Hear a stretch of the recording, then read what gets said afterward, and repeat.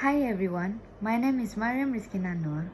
I am a student of LSPR Communication and Business Institute, Jakarta. Also a student of Sir Charles Bonar Sirait from Public Speaking and Presentation Skills. In this video, I'm going to talk about climate change. What is climate change? What the effect to the world? How countries working together to prevent the climate change? Climate change is all the gases from the earth are trapped in atmosphere which cause the heat and make earth more warmer. This is called greenhouse effect. In 19,001 until 19,005, the average temperatures of the planet increased 1.7 degrees Fahrenheit.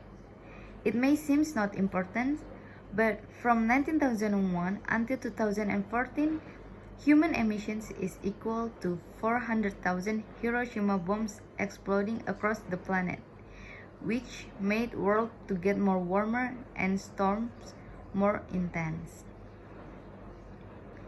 But the longer term is, if the emission continue to rise, it will danger the population of the earth, such as ice melts in Arctic, which endanger polar bear and penguins. Wildland fire could endanger wildlife and human. Most of human activity is the cause of climate change. Pollutions, burning fossil fuels which release CO2, consuming animals which release methane, electricity use, and factory waste. Right now, the Earth is about 1 degree hotter than pre-industrial times, around year 1800. Based on United Nations, before 2100, if the heat raised only 1.5 degree, it is fine. But the problem is, the Earth heat raised 1.5 degrees only in 10 years, which in 2030, if the heat still rising, it will cause catastrophe. And we already start to see it right now. Flooding, wildland fire, extreme weather, and drought. In November 2015, 197 countries came together in Paris and agreed to pursue efforts to limit the temperature increase on our planet to 1.5 degrees Celsius. The Climate Action Trackers monitor the climate commitments and actions of 36 countries, totaling roughly 80% of today's global greenhouse gas emissions. The bad news, those emissions are still rising and have already warmed the globe by 1.1 degrees Celsius. The tracker makes two problems clear. First, countries have not set emissions target ambitious enough to reach the goals of the Paris Agreement.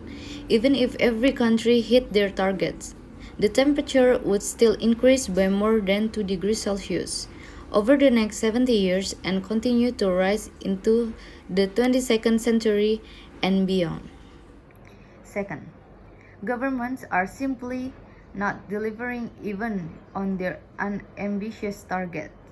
These 36 countries have done so far, and everything they are currently planning will only slow the growth in emissions. We need to do more than that. To have a hope of limiting global warming to 1.5 degrees, we need to cut global emissions in half by 2030 and get to net zero by 2050. The numbers of 36 countries analyzed only two are taking enough actions to restrain global warming to 1.5 degrees. The Gambia has pledged to reduce its emissions despite being one of the developing countries that has contributed least to the problem, and Morocco is building more and more solar power. Every other country is failing. 2020 is the year national governments were supposed to come together and strengthen their targets. So far, only if you have done.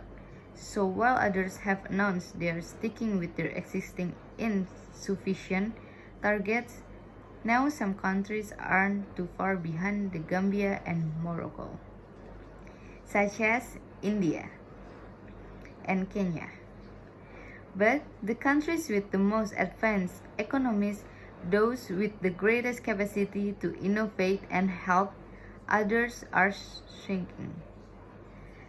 Their responsibilities to lead the United States is currently withdrawing from the Paris Agreement.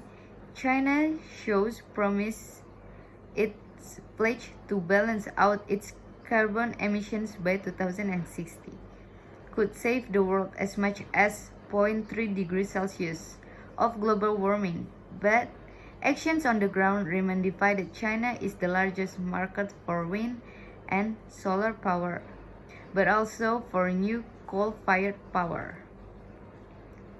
And the EU is taking steps in the right direction with its Green Deal to make member countries more sustainable.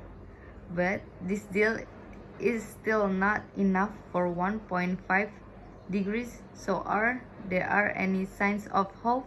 One key measure is countries' willingness to clean up electricity. Clean power can enable other sectors to reduce or eliminate emissions. More than 50 countries, 30 regions, 160 cities, and 200 businesses have committed to 100 clean electricity. Denmark, Scotland, and the state of South Australia are almost there already, but much of the world still needs to commit and accelerate this energy transition. There is more good news in the transportation sector. More than 20 countries, 5 regions, 50 cities, and 60 businesses have already committed to 100 emissions-free cars, motorcycles, and buses. Norway is mandating the end of all sales of fossil fuel cars by 2025. Meanwhile, the US is allowing companies to make cars that don't travel as far on a gallon of gas, rolling back fuel efficiency standards. Other sectors such as steel and cement, making or aviation and shipping are even further behind and trickier to clean up.